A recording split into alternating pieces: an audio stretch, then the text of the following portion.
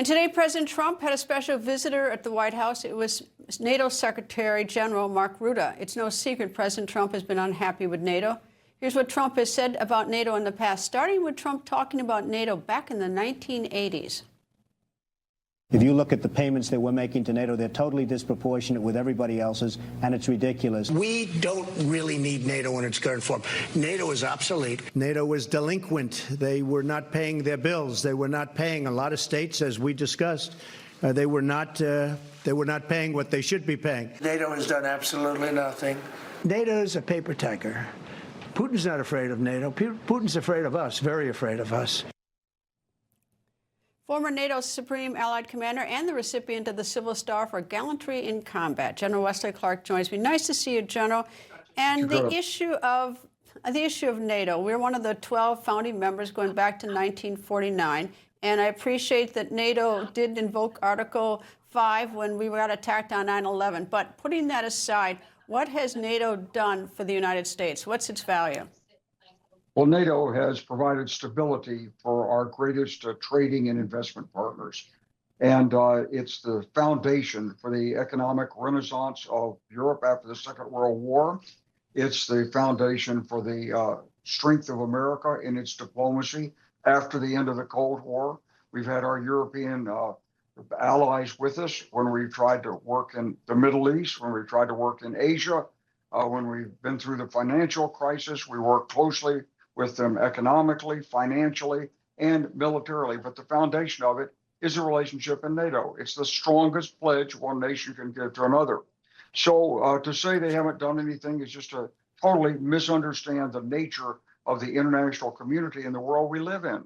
Our prosperity is tightly linked to the success of stability in Europe. Well, President Macron of France, Prime Minister Keir Starmer of the UK, and other world leaders, including NATO General Secretaries Rutte and Stoltenberg before him, has said that Iran must never get a nuclear weapon. And when there have been instances, and since February 28th, where bases have been hit, where we have American assets, even there was a British base in Cyprus being hit, NATO was nowhere to be found. Has NATO let the United States down? I don't think so. I don't think we ever went to NATO and really asked for help. No, we did talk individually to countries. The Brits are out there. They're shooting down Iraqi drones in the Gulf whenever they come over. They're protecting their own bases. The French have deployed forces. The Germans are letting us use our bases, and so are the Italians. So we're getting a lot of support from individual NATO member countries. But if you want NATO to help, you have to go through a process. So you have to go to NATO, you have to get the ministers involved, you have to go through the NATO planning process. That's what we did for Kosovo. NATO nations helped us pretty much in Kosovo. Is it? Am I wrong by suggesting? I mean, my information I read. I have no idea. I mean, in the area of fake news and AI and everything else, it's very difficult to be sure of anything. However, I did read that in the beginning of February 28th, for instance, the British wouldn't let us use our bases, so we had to fly further. We had to do riskier refueling. So it wasn't exactly like the British. I'm not talking about NATO, but the British weren't exactly throwing all their support behind us. It's true, but we didn't actually go to the Brits and say, "Here's the plan. We want your help." We didn't do that. You can't do this with tweets. You can't do it afterwards. These nations are sovereign nations. They're democracies. They have their own parliaments, their own public opinion. They're not dictatorships. And so the leaders there have to respond to their public opinion. So what do you make of this? Is that, I mean, again, it's what I hear, what I read, what I'm talking to people, is that the Strait of Hormuz is going to cripple everybody in terms of oil unless it's open. And I hear that the United States doesn't need that because we're more oil independent. Yet, should it not be some of these other countries getting more involved on the Strait of Hormuz to get Iran to open it up freely? I don't know if it's even open right now or not because I hear conflicting reports. Oh, I think they should all be involved in it, but I don't think you can expect Iran to simply open it as gratis. Iran has now the equivalent of a nuclear weapon. Anytime they want, they can shut the Strait of Hormuz. They can turn it against us because actually, Greta, the price of oil it's a global price. It's not just a U.S. price. So when you say, "Oh, we don't need their oil," that's true, but the prices are all linked because oil is fungible.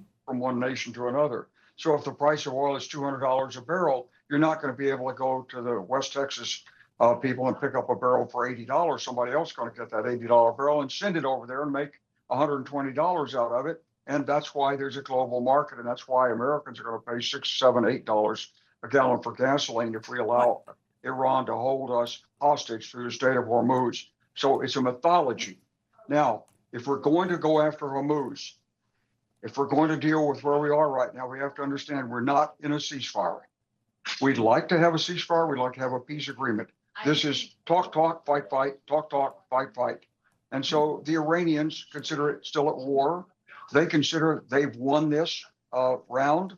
They consider they now have the greatest weapon they could ever want, which is to blackmail the world by closing the Strait of Hormuz. That's their success. They think they won. Now, if we turn our backs on our friends abroad, we're going to be very disappointed, because what they believe, if we turn our backs, is Iran won.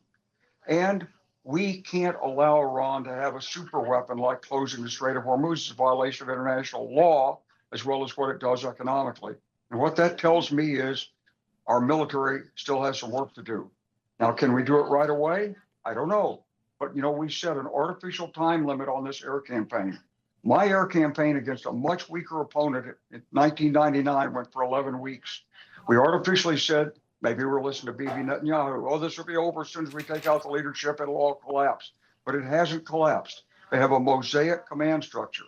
So this is a real struggle for the United States of America here.